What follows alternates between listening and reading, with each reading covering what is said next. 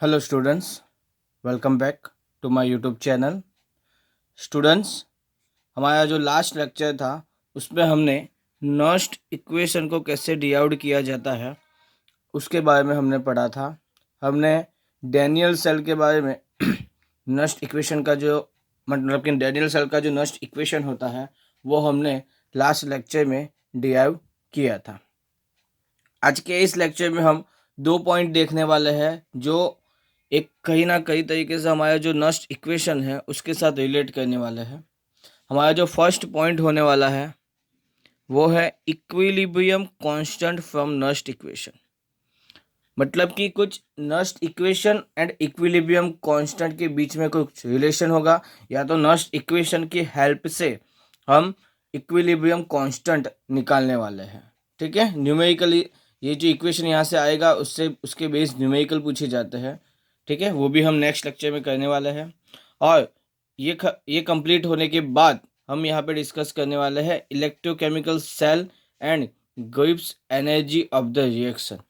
Electrochemical cell and Gibbs energy के बीच में क्या रिलेशन है, उनके बीच का मतलब कि इक्वेशन क्या होगा, वो इक्वेशन हम डिराइव करने वाले हैं। और उसके बाद के लेक्चर में उसके बेस्ड जो न्यूमेरिकल पूछे जाते हैं उसके बारे में हम डिस्कशन करने वाले हैं। ठीक है, तो सबसे पहले हम यहाँ पे स्टार्ट करने वाले हैं इक्विलिब्रियम कांस्टेंट फ्रॉम नॉस्ट इक्वेशन।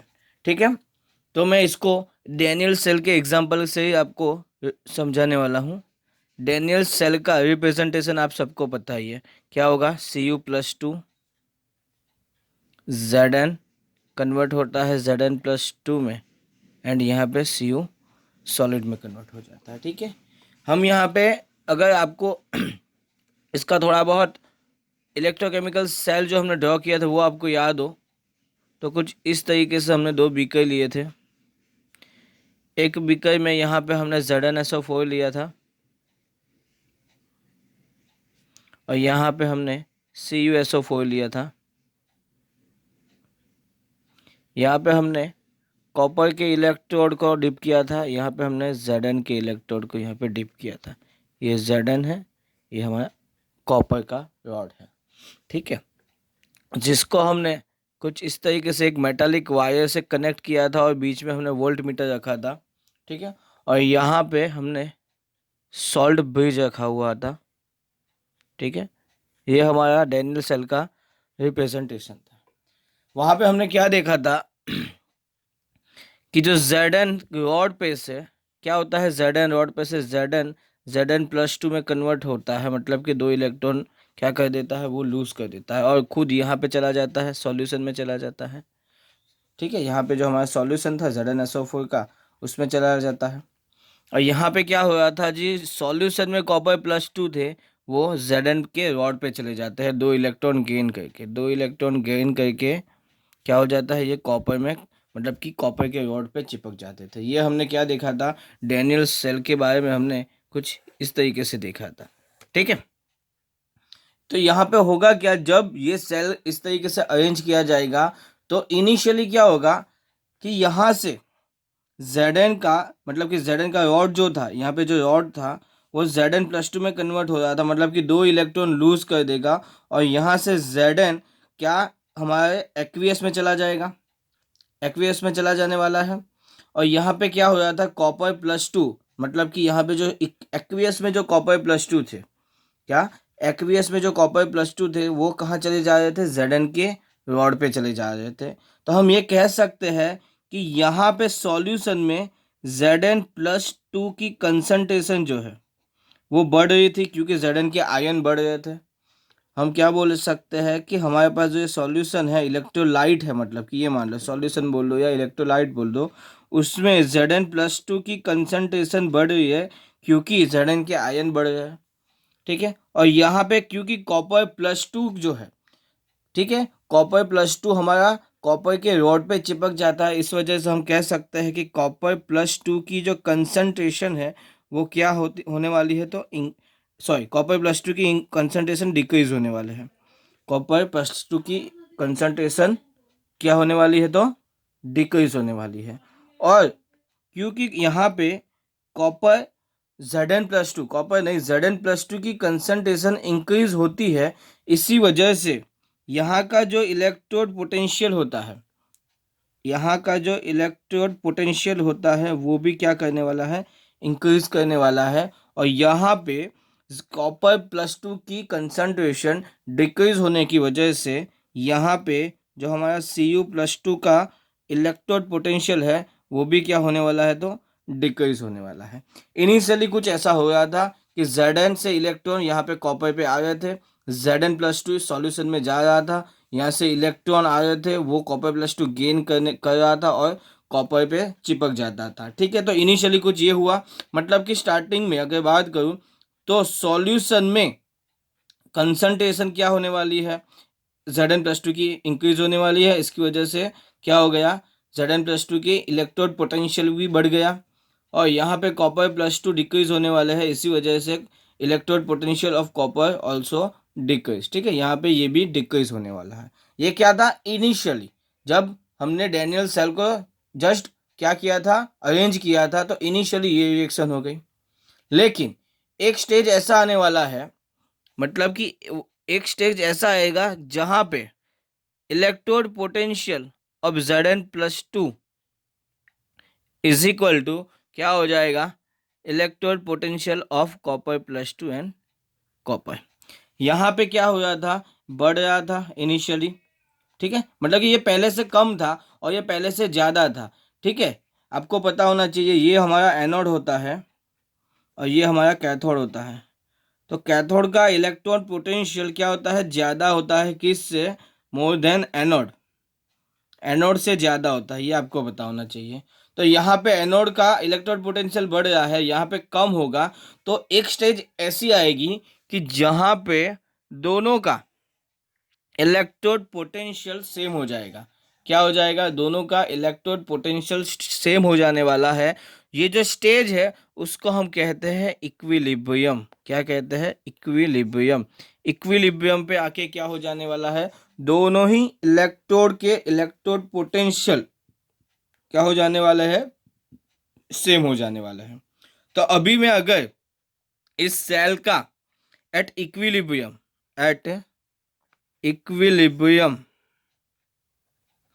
इस सेल निकालने जाऊंगा तो वो क्या हो जाएगा, जीरो हो जाने वाला है। कैसे, तो हमें पता है इस सेल इज इक्वल टू क्या होता है, ई कैथोड माइनस ई एनोड होता है। ठीक है, यहाँ पे कैथोड कौन था, कॉपर, तो ई Cu+2 से Cu, और यहाँ पे एनोड कौन था, Zn, तो Zn+2 से Zn। ठीक है, इक्विलिब्रियम पे दोनों की वैल्यू सेम हो गई, तो मैं कुछ इस तरीके से लिख सकता हूँ, किसी भी एक को इक्वल बता दो, मैंने ये लिख दिया, Zn के बदले कॉपर को रिप्रेजेंट कर दिया। अब क्या हो जाएगा, दोनों ही और इलेक्ट्रोड पोटेंशियल सेम हो गई, तो यहाँ पे वैल्यू क्या आ जाने वाली है, जीरो आ जाएगी। इसी वजह से एट इक्विलिब्रियम इस सेल की वैल्यू जो है वो क्या आ जाती है, जीरो आ जाती है। वो क्या आ जाती है, तो जीरो आ जाती है। ठीक है, ओके। अब यहाँ पे हमें पता चल गया कि एट इक्विलिब्रियम जो इलेक्ट्रोड पोटेंशियल होते हैं कैथोड और एनोड के, ठीक है, वो क्या हो जाते हैं, इक्वल हो जाते हैं, और उसकी वजह से ई सेल की वैल्यू जीरो हो जाती है। ठीक है, तो अभी अगर मैं डैनियल सेल के लिए नस्ट इक्वेशन लिखूं जो हमने कल डिराइव किया था, वो क्या था कि E cell equal to E zero cell minus 2.303 RT divided by NF log right minus left. ठीक है, right divided by left, right में जो एनायन होते हैं उसकी कंसंट्रेशन डिवाइडेड बाय लेफ्ट में जो होती है, लेफ्ट में जो आयन होते हैं उसकी कंसंट्रेशन। ठीक है, उसके बाद हमने यहाँ पे R, T एंड F की वैल्यू रखी थी, और लास्ट में हमने क्या डिराइव किया था कि E cell is equal to 0.059 divided by, यहाँ पे ट्रांसफर ऑफ इलेक्ट्रॉन कितने हुए हैं, दो, तो एन की वैल्यू डैनियल सेल के लिए कितनी हो जाती है, दो। एन की वैल्यू डैनियल सेल के लिए कितनी हो गई, दो, तो यहाँ पे मैं दो रखूंगा। ठीक है, log Zn+2 concentration divided by Cu+2 concentration. ठीक है, अब यहाँ पे मैं एट इक्विलिब्रियम लिखने वाला हूँ कि एट इक्विलिब्रियम पे क्या होगा, इस सेल जो है वो हमारा हो जाएगा जीरो। इसी वजह से zero is equal to E cell minus 0.059 divided by 2 log के सी। ठीक है, यहाँ पे ये जो के सी हमने लिखा था, यहाँ पे हियर के सी इज इक्विलिब्रियम, इक्विलिब्रियम कांस्टेंट होता है, इक्विलिब्रियम कांस्टेंट होता है और उसकी वैल्यू जो होती है वो क्या होती है, तो Zn+2 concentration divided by Cu+2 concentration. ठीक है, अब मैं क्या करने वाला हूँ, ये जो हमारा पूरा ये जो है पूरा उसको यहाँ पे लेके जाऊंगा, तो E cell is equal to क्या आ जाएगा, 0.059 डिवाइडेड बाई 2 log के सी, log के सी। तो ये क्या हो गया है हमारा, ये हमारा इक्वेशन आ गया। इसके लिए इक्विलिब्रियम कांस्टेंट अगर हमें ढूंढना है, स्टैंडर्ड इलेक्ट्रोपोटेंशियल हमें दिया है, तो हम इजीली इस इक्वेशन की हेल्प से केसी को हम ढूंढ सकते हैं। ठीक है, यहाँ पे जो ये इक्वेशन मैंने डिराइव किया है, ये किसके लिए किया है, ये मैंने किया है डैनियल सेल के लिए। अगर आपको किसी भी जनरल इलेक्ट्रोकेमिकल सेल के लिए आपको कुछ इस तरीके का इक्वेशन लिखना होगा, तो आप क्या लिखोगे कि ई जीरो सेल इक्वल टू क्या होगा, 0.059 डिवाइडेड बाई n log के सी। ठीक है, यहाँ पे इन दोनों ही इक्वेशन में, यहाँ पे जो ये इक्वेशन था और यहाँ पे जो मैंने ये इक्वेशन लिखा है, इन दोनों में डिफरेंस सिर्फ कितना है, यहाँ पे n लिखा है और डैनियल सेल के लिए मैंने 2 लिखा था, क्योंकि डैनियल सेल के लिए ट्रांसफर ऑफ इलेक्ट्रॉन मतलब कि इलेक्ट्रॉन गेन या लूज जो हुए हैं वो कितने हुए, 2। तो यहाँ पे आपको ये जो इक्वेशन मिला है, ये इक्वेशन क्या मिला है, फॉर एनी इलेक्ट्रोकेमिकल सेल के लिए आपको ये स्टैंडर्ड इलेक्ट्रोड पोटेंशियल एंड केसी के बीच का रिलेशन मिला है, जिसका यूज़ करके हम बहुत सारे न्यूमेरिकल करने वाले हैं। ठीक है, तो यहाँ तक आपको ये पता चल गया होगा, आई होप। ठीक है, कुछ नहीं था, सिर्फ आपको ये पता होना चाहिए इक्विलिब्रियम के दोनों ही हाफ सेल के इलेक्ट्रोड पोटेंशियल इक्वल हो जाते हैं। इसी वजह से ई सेल क्या हो जाता है, ई सेल जो है वो हमारा 0 हो जाता है। और उसके बाद जो हमारा डैनियल सेल का नस्ट इक्वेशन था, उसमें हमने ये ई सेल की वैल्यू कितनी है कि 0 रखी और ये इक्वेशन हमने डिराइव किया, और इस इक्वेशन की हेल्प से हमने एक जनरल इक्वेशन बना दिया, किसके लिए, किसी भी इलेक्ट्रोकेमिकल सेल के लिए। वहाँ पे हमें सिर्फ क्या पता होना चाहिए, एन की वैल्यू पता होनी चाहिए। क्लियर है यहाँ तक? ओके, तो नेक्स्ट हम बात करेंगे electrochemical cell and Gibbs energy of the reaction. इन दोनों के मतलब के इलेक्ट्रोकेमिकल रिएक्शन सेल के बीच में और गिब्स एनर्जी के बीच में क्या रिलेशन है, उसके बारे में थोड़ा बहुत अब हम बात करने वाले हैं। देखते हैं क्या है। ओके, तो यहाँ पे पहले इलेक्ट्रोकेमिकल सेल की हमने बात की है। किसकी बात की है हमने, इलेक्ट्रोकेमिकल सेल। तो अब तक जो भी इलेक्ट्रोकेमिकल सेल की हमने बात की है वो है डैनियल सेल। और डैनियल सेल एक क्या था, एग्जाम्पल था किसका, तो गैल्वेनिक सेल का। किसका, गैल्वेनिक सेल का। गैल्वेनिक सेल का एक क्या था, एग्जाम्पल था डैनियल सेल। गैल्वेनिक सेल को हम वोल्टेइक सेल भी कहते हैं, ये भी हमें पता है। गैल्वेनिक सेल को हम वोल्टेइक सेल भी कहते हैं, ये भी हमें पता है।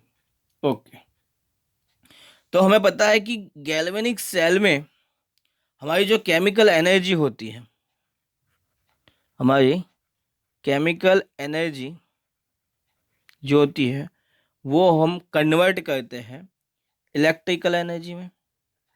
किसमें, तो इलेक्ट्रिकल एनर्जी में हम कन्वर्ट करते हैं। ठीक है, और जो ये इलेक्ट्रिकल एनर्जी हमें मिलती है गैल्वेनिक सेल से, हम क्या कहते हैं, केमिकल रिएक्शन होने के बाद जो एनर्जी मिली उसको हम केमिकल एनर्जी बोला। और इस केमिकल एनर्जी को हमने इलेक्ट्रिकल एनर्जी में कन्वर्ट किया, और जो ये इलेक्ट्रिकल एनर्जी थी उसका हम यूज़ करते हैं कुछ ना कुछ वर्क करने के लिए। ठीक है, कुछ ना कुछ वर्क करने के लिए हम इस इलेक्ट्रिकल एनर्जी का यूज़ करते हैं। ठीक है, हम क्या करते हैं, जो हम केमिकल एनर्जी से हमने इलेक्ट्रिकल एनर्जी में कन्वर्ट किया है उसको हम यूज़ करते हैं किसी ना किसी वर्क को कंप्लीट करने के लिए, जिसको मैं W से रिप्रेजेंट करूंगा, वर्क को मैं W से रिप्रेजेंट करने वाला हूं। और क्योंकि इलेक्ट्रिकल एनर्जी से होता है तो मैं यहाँ पे कुछ इस तरीके से लिखने वाला हूँ। इसका मतलब होता है इलेक्ट्रिकल वर्क, ठीक है, इसको क्या कहते हैं, इलेक्ट्रिकल वर्क कहते हैं, ठीक है। और अगर मुझे ये इलेक्ट्रिकल वर्क निकालना है तो वो किसके इक्वल होता है, हमारा जो इलेक्ट्रिकल वर्क है, हमारा इलेक्ट्रिकल वर्क होता है वो किसके इक्वल है, तो सेल के ईएमएफ से। जो हमारा इलेक्ट्रिकल वर्क होता है वो प्रोडक्ट होता है दो चीज़ों का, एक तो EMF of the cell into charge, total charge, total electrical charge flow through the external wire. क्या बताया यहाँ पे, जो हमारा इलेक्ट्रिकल वर्क होता है वो किसके इक्वल होता है, तो EMF of the cell and total electrical charge flow through the external wire. मतलब कि यहाँ से यहाँ तक जो इलेक्ट्रॉन का ट्रांसफर हुआ है, ठीक है। देखो यहाँ पे सिंपल सी ये बात बोला गया है कि जो ये इलेक्ट्रॉन का ट्रांसफर हुआ है, ठीक है, उसको इलेक्ट्रिकल चार्ज बोला है। पर आपको पता होना चाहिए, अगर आपको फिजिक्स आता है तो इलेक्ट्रॉन के ट्रांसफर को ही हम क्या कहते हैं, इलेक्ट्रिसिटी कहते हैं। क्या, इलेक्ट्रॉन जो इस तरीके से ट्रांसफर होता है उसी को हम क्या कहते हैं, तो इलेक्ट्रिसिटी कहते हैं। तो एक तरीके से यहाँ पे हमने जो इलेक्ट्रॉन ट्रांसफर किए हैं उसके लिए टोटल इलेक्ट्रिसिटी कितनी चाहिए वो हमें बतानी है, ठीक है। टोटल इलेक्ट्रिसिटी कितनी चाहिए वो हमें यहाँ पे लिखनी है, जिसको हमने total electrical charge flow through the wire, मतलब कि वायर में से टोटल इलेक्ट्रिकल चार्ज कितना फ्लो होता है उसके बारे में हम बात करेंगे, ठीक है। ओके, तो आपको पता है कि ईएमएफ को तो हम ई सेल से सिंपल रिप्रेजेंट करने वाले हैं। तो जो भी बात करनी है हमें इसकी करनी है, ठीक है। ओके, तो आपको पता होना चाहिए कि एक मोल इलेक्ट्रॉन को एनोड से कैथोड तक अगर मुझे एक मोल इलेक्ट्रॉन का ट्रांसफर करवाना है तो मुझे जो इलेक्ट्रिसिटी रिक्वायर्ड है वो कितनी है, 1 फैराडे इलेक्ट्रिसिटी रिक्वायर्ड है। कितनी, 1 फैराडे इलेक्ट्रिसिटी रिक्वायर्ड है, ठीक है। और 1 फैराडे की वैल्यू जो होती है वो 96,500 कूलम होती है, 96,500 कूलम होती है, ठीक है। कितनी होती है, 96,500 कूलम। तब मान लो कि आपके पास जो भी सेल होगा, अभी तो डैनियल सेल की बात है, पर आपके पास मान लो कोई भी सेल है जिसमें अभी हमें अभी नहीं पता कि कितने इलेक्ट्रॉन ट्रांसफर होते हैं। तो हम मान लेते हैं कि n mole of electron transfer हुए, n mole of electron transfer हुए। तो हमें यहाँ पे जो इलेक्ट्रिसिटी रिक्वायर्ड होने वाली है तो वो क्या है, NF इलेक्ट्रिसिटी रिक्वायर्ड। कितनी, NF इलेक्ट्रिसिटी रिक्वायर्ड।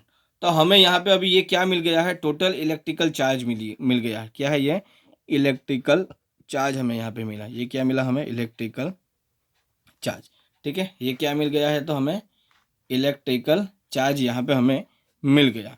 तो अब इसको हम हमारा जो ये इक्वेशन था उसमें रखने वाले हैं, ठीक है। W electrical is equal to EMF को हम ई सेल से रिप्रेजेंट करेंगे, ईएमएफ को हम ई सेल से रिप्रेजेंट करने वाला है। तो E cell into N F, जिसको हमारी बुक में कुछ इस तरीके से रिप्रेजेंट कर दिया है, N F E cell, N F E cell, ठीक है। तो ये क्या है हमारे पास, ये हमारे पास क्या आ गया कि जो इलेक्ट्रिकल एनर्जी थी उससे जो वर्क हुआ उसको हमने इलेक्ट्रिकल वर्क बोला। और वो इलेक्ट्रिकल वर्क किसके इक्वल होता है, एन एफ इंटू ई जीरो सेल के इक्वल होता है, ठीक है। ये हमें एक इक्वेशन मिल गया है, ये भी आपको याद करना है, न्यूमेरिकल में हम इसका यूज़ करने वाले हैं, ठीक है। ओके, तो अभी हम क्या बात करेंगे, ये तो हमें इलेक्ट्रिकल वर्क मिल गया, लेकिन हमें पता है कि हम किसकी बात करने वाले हैं यहाँ पे, इलेक्ट्रोकेमिकल सेल की। और मैंने जब ये चैप्टर स्टार्ट हुआ था तभी बताया था, जितने भी इलेक्ट्रोकेमिकल सेल्स होते हैं, जितने भी इलेक्ट्रोकेमिकल सेल्स होते हैं उसमें जो रिएक्शन होती है, उसमें जो रेडॉक्स रिएक्शन होती है वो कैसी होती है, तो स्पॉन्टेनियस। कैसी होती है, स्पॉन्टेनियस, स्पॉन्टेनियस होती है। स्पॉन्टेनियस से हमारा मतलब होता है कि वो अपने आप से होती है, मतलब किसी भी तरीके की हमें क्या नहीं देनी पड़ती, किसी भी तरीके की हमें एनर्जी उसको देनी नहीं पड़ती। और किसी भी रिएक्शन को थर्मोडायनेमिक्स में अगर आपने पढ़ा है तो आपको पता होना चाहिए कि किसी भी रिएक्शन को स्पॉन्टेनियस होने के लिए डेल्टा जी की वैल्यू जो होती है वो नेगेटिव होनी चाहिए। डेल्टा जी की वैल्यू क्या होनी चाहिए? नेगेटिव होनी चाहिए। ठीक है, क्या होनी चाहिए? डेल्टा जी की वैल्यू नेगेटिव होनी चाहिए। और ये जो डेल्टा जी की वैल्यू नेगेटिव होनी चाहिए वो किसके इक्वल होते हैं? वो इक्वल होता है जो भी इलेक्ट्रिकल वर्क कंप्लीट हुआ है सेल से, उसके इक्वल होती है। क्या बताया मैंने? जो डेल्टा जी की वैल्यू जो होती है वो पहले तो बता दूं नेगेटिव होती है। और नेगेटिव होने के बाद मतलब कि उसकी वैल्यू हम इस तरीके से लिखते हैं, नेगेटिव से मैं उसको इस तरीके से भी रिप्रेजेंट कर सकता हूँ कि जो भी वैल्यू होगी वो नेगेटिव होगी। तो यहाँ पे ये हो गया डेल्टा जी नेगेटिव, मैंने इस तरीके से दिखा दिया। और यहाँ पे क्या है? Electrical work done by cell. ये क्या है हमारा? Electrical work done by cell. Cell ने जो इलेक्ट्रिकल वर्क किया है वो है ये, यहाँ पे माइनस नहीं है। ठीक है, तो यहाँ पे क्या हो गया? Delta G is equal to minus W electrical work of a cell हो गया। और यहाँ पे हम अब लिख सकते हैं कि डेल्टा जी जो है वो किसके इक्वल आ गया? Minus N F E cell के इक्वल आ गया। ठीक है, ये हमारा दूसरा इक्वेशन आया जिसका हम बहुत ज़्यादा यूज़ करने वाले हैं। क्या बताया? कि रेडॉक्स रिएक्शन स्पॉन्टेनियस होती है जिसके लिए डेल्टा जी की वैल्यू नेगेटिव होती है। और डेल्टा जी की वैल्यू नेगेटिव होने का नेगेटिव होती है और डेल्टा जी की जो वैल्यू होती है नेगेटिव वैल्यू, ठीक है, इसी वजह से मैंने कुछ इस तरीके से रिप्रेजेंट किया है। वो किसके इक्वल होता है? जो भी वर्क डन होता है सेल के द्वारा उसके इक्वल होती है। और इसी वजह से delta G is equal to minus W electrical work हो गया। और डब्ल्यू की जो वैल्यू है उसकी मैंने यहाँ पे रख दी, तो हमें कुछ इस तरीके से हमें क्या मिल गया? एक इक्वेशन मिला जो हम न्यूमेरिकल में यूज़ करने वाले हैं। यहाँ पे हमें डेल्टा जी और ई सेल के बीच में रिलेशन मिला है। ठीक है, ओके, यहाँ तक हमें पता चल गया। अब अगर हमने जो कंडीशन ली है इलेक्ट्रिकल वर्क होने पे, मतलब कि इलेक्ट्रोकेमिकल सेल में हमने जो कंडीशन ली हुई है वो क्या स्टैंडर्ड है? स्टैंडर्ड से हमारा मतलब है कि आयंस की जो कंसंट्रेशन है, जितनी भी स्पीसीज यूज होती है, ठीक है, अगर उसकी कंसंट्रेशन को मैं यूनिटी मान लेता हूँ, मतलब कि क्या मान लूँ? 1 मान लूँ। ठीक है, तो हमें पता है अगर किसी भी आयंस की कंसंट्रेशन को मैं अगर 1 मानता हूँ तो वो हमारी कंडीशन हो गई स्टैंडर्ड। और उसके लिए हमें जो भी वैल्यू मिलेगी वो सभी स्टैंडर्ड मिलेगी। तो ये जो हमें डेल्टा जी मिलेगा वो स्टैंडर्ड गिव्स एनर्जी मिलेगी minus N F E zero cell. ये जो सेल का मैंने ई जीरो सेल लिखा है, ई डॉट सेल लिखा है, इसका मतलब है कि ये क्या है? स्टैंडर्ड इलेक्ट्रोड पोटेंशियल है। स्टैंडर्ड इलेक्ट्रोड पोटेंशियल है। ठीक है, ये क्या था? तो स्टैंडर्ड इलेक्ट्रोड पोटेंशियल। ठीक है, ओके। अब थोड़ी एक और बात कर लेते हैं कि मैंने क्या बताया कि इलेक्ट्रोकेमिकल सेल में जितनी भी रिएक्शन होती है उसके लिए डेल्टा जी की वैल्यू नेगेटिव होती है। ठीक है, उसके लिए डेल्टा जी की वैल्यू नेगेटिव होती है। लेकिन अगर डेल्टा जी की वैल्यू मुझे नेगेटिव रखनी है तो इस इक्वेशन में हमेशा ई सेल की वैल्यू क्या होनी चाहिए? पॉजिटिव होनी चाहिए। ऑलवेज ई सेल की वैल्यू पॉजिटिव होनी चाहिए। तो कभी कभी क्या होगा, आपको डेल्टा जी की वैल्यू ना देखकर ई सेल की वैल्यू दे दी गई है, एक नेगेटिव और पॉजिटिव आपको पूछ लिया गया इसमें से कौन सा सेल है जो स्पॉन्टेनियस सेल की रिएक्शन है जो स्पॉन्टेनियस होने वाली है। तो आपको पता होना चाहिए कि जिस किसी भी सेल के इलेक्ट्रोड पोटेंशियल की वैल्यू पॉजिटिव होती है वो स्पॉन्टेनियस रिएक्शन होती है। ठीक है, मतलब कि वो अपने आप से रिएक्शन होती है। ठीक है, मतलब उसमें किसी तरीके की एनर्जी हमें वहाँ पे देनी नहीं। ठीक है, ओके, तो यहाँ तक अभी हमें इक्वेशन मिल गए हैं। लास्ट इक्वेशन जो हमने डिराइव किया था वो आपको मैं यहाँ पे लिख के बता देता हूँ। जो हमारा लास्ट इक्वेशन था वो था delta G zero is equal to minus N F E zero cell. ये हमारा था इक्वेशन। ठीक है, ये इक्वेशन हमें पता है, ठीक है, कि ई ज़ीरो सेल जो होता है, जो हमने electrode potential and equilibrium constant वाला जो इक्वेशन डिराइव किया था, अब उसको मैं यहाँ पे रखने वाला हूँ। मतलब कि ये जो हमने डिराइव किया था उसको मैं रखूँगा। ठीक है, ओके, तो ये हो गया E zero cell is equal to 0.0 059 divided by n log Kc। ठीक है, और ये इक्वेशन आया कहाँ से था, तो हमने इसमें आर टी एंड एफ की वैल्यू रखी थी। क्या रखी थी? आर टी एंड एफ की वैल्यू। तो उसकी वैल्यू रखने से पहले हमारे पास कुछ इस तरीके से इक्वेशन था, 2.303 R T divided by N F log K C, ये हमारे पास था। ठीक है, अब क्या होगा, यहाँ पे ये ई सेल था, यहाँ पे जो एन एफ है उसको मैं यहाँ पे लेके चला जाऊंगा, तो E cell into N F is equal to 2.303 R T log K C आ गया। ठीक है, are T log K C आ गया। अब मैं दोनों ही यहाँ पे जो इक्वल है, दोनों ही साइड पे माइनस को क्या करने वाला हूँ, मल्टीप्लाई करने वाला हूँ। तो यहाँ पे minus N F E zero cell equal to minus 2.303 R T log K C, are T log K सी। ठीक है, तो हमें ये पता है ये वैल्यू किसके इक्वल होती है, तो ये वैल्यू होती है डेल्टा जी जीरो के इक्वल, जो यहाँ पे हमने लिखा है। तो हमारा इक्वेशन क्या हो जाएगा, delta G zero is equal to minus 2.303 R T log K C, are T log K सी। तो हमें यहाँ पे delta G zero Gibbs energy and equilibrium constant के बीच का रिलेशन भी हमें यहाँ पे मिल गया है। ठीक है, delta G zero gives energy and equilibrium constant के बीच का भी हमें क्या मिल गया, तो यहाँ पे इक्वेशन जो है वो हमें मिल गया है। मतलब कि ये इक्वेशन भी हमें याद कर लेना है, न्यूमेरिकल में इसके बेस्ड क्वेश्चन बहुत ज़्यादा पूछे जाते हैं, हम उसकी प्रैक्टिस भी हम इसके बाद वाले लेक्चर में करने वाले हैं। ठीक है, अब थोड़ा सा एक छोटा सा टॉपिक बाकी है, वो हम देख लेते हैं। हमारी बुक में ये बोल दिया गया है कि जो ई सेल होता है वो एक इंटेंसिव क्वांटिटी है। क्या है? इंटेंसिव क्वांटिटी है। और जो गिब्स एनर्जी है वो एक एक्सटेंसिव क्वांटिटी है। क्या है? एक एक्सटेंसिव क्वांटिटी है। रीज़न क्या बताया गया है कि क्योंकि ई सेल की जो वैल्यू है वो डिपेंड करती है on nature of a E cell, nature of a E cell. E cell की वैल्यू, जो ई सेल की वैल्यू है वो ई सेल सेल की जो इलेक्ट्रोड पोटेंशियल की वैल्यू है वो हमारा जो सेल है उसके नेचर पे डिपेंड करती है।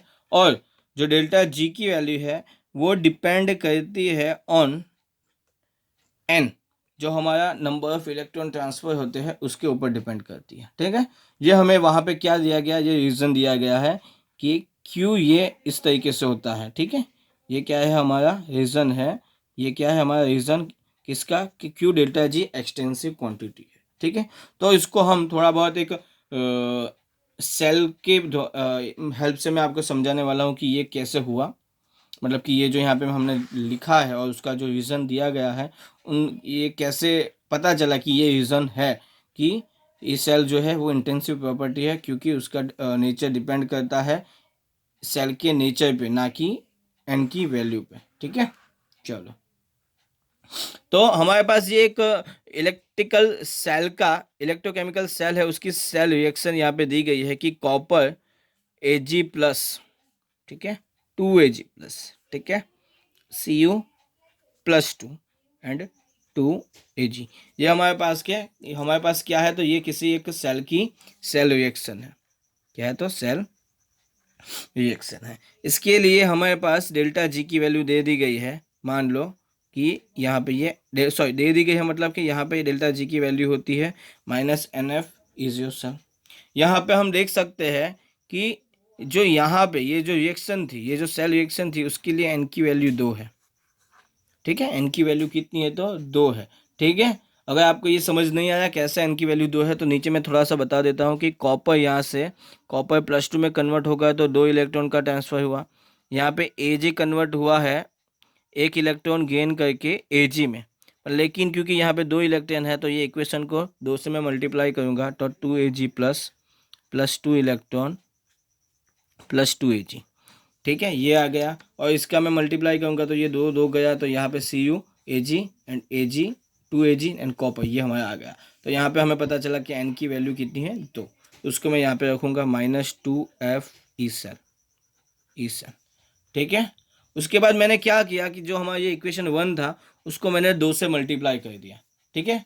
उसको मैंने क्या कर दिया, 2 से मल्टीप्लाई कर दिया। 2 से मल्टीप्लाई करने के बाद यहाँ पे 2 कॉपर हो गया, यहाँ पे 4 Ag प्लस हो गए एक्वियस में, यहाँ पे 2Cu प्लस 2 हो गया एक्वियस में, और यहाँ पे 4 Ag हो गए। कितने हो गए, 4H, ठीक है। और अगर आपको ये रिएक्शन करनी है तो इसके लिए आपको ये जो हमारा इक्वेशन था उसको 2 से मल्टीप्लाई करना होगा, और इसको भी 2 से मल्टीप्लाई करोगे, और उसके बाद जो हमारा आएगा उसको उसकी मतलब कि यहाँ पे क्या आएगा, 2 copper gives 2Cu plus 2 plus 4 electron, और यहाँ पे 4 Ag प्लस, ठीक है, प्लस 4 इलेक्ट्रॉन, और यहाँ पे 4 Ag आया। इसके बाद 4 यहाँ से गया, 4 यहाँ से गया, और पूरी रिएक्शन हमारी कुछ इस तरीके से यहाँ पे मिलेगी कि 2 copper 4 Ag plus 2Cu plus 2 and 4 Ag। यहाँ पे देख सकते हो इलेक्ट्रॉन कितने हैं, तो 4 है, तो n की वैल्यू हो गई 4, ठीक है। इसकी वजह से डेल्टा G की वैल्यू हो गई -4f ई सेल, ठीक है, -4f ई सेल। तो यहाँ पे आप क्लियरली देख सकते हो, यहाँ पे आप क्लियरली देख सकते हो कि इस केस में n की वैल्यू 2 थी, और यहाँ इस केस में n की वैल्यू है 4। तो जैसे n की वैल्यू चेंज हुई, मैंने क्या किया, हमारा जो इक्वेशन 1 था उसको एक इंटीजर मतलब 2 से मैंने मल्टीप्लाई कर दिया, तो n की वैल्यू चेंज हो गई। यहाँ पे क्या हो गई, यहाँ पे n की वैल्यू चेंज हो गई, यहाँ पे n की वैल्यू 4 हो गई, और यहाँ पे तो पहले से n की वैल्यू 2 थी। तो अब मल्टीप्लाई करने से n की वैल्यू चेंज हो गई, उसकी वजह से डेल्टा G की वैल्यू भी क्या हो गई, चेंज हो गई। हम यहाँ पे देख सकते हैं डेल्टा G की वैल्यू भी चेंज हो गई। लेकिन दोनों ही केसेस में जो हमारा ई सेल होता है, हमारा जो ई सेल होता है उसकी वैल्यू में कोई चेंज देखने को नहीं मिलता। इसकी वजह से हमें क्या बता दिया गया कि डेल्टा G है वो एक एक्सटेंसिव प्रॉपर्टी है, क्योंकि n की वैल्यू चेंज करने पे उसकी वैल्यू चेंज होती है, और n की वैल्यू चेंज होने पे ई सेल की वैल्यू चेंज नहीं होती। इसकी वजह से ई सेल को इंटेंसिव क्वांटिटी और डेल्टा G को एक्सटेंसिव क्वांटिटी बता दिया गया है, ठीक है। यहाँ तक आपको आई होप कि पता चल गया होगा, ठीक है। आई होप आपको सब समझ आ गया होगा। यहाँ पे देखने वाली पूरे जो हमारा लेक्चर गया है उसमें इक्वेशन आपके लिए बहुत ही ज़्यादा इंपॉर्टेंट हो जाते हैं।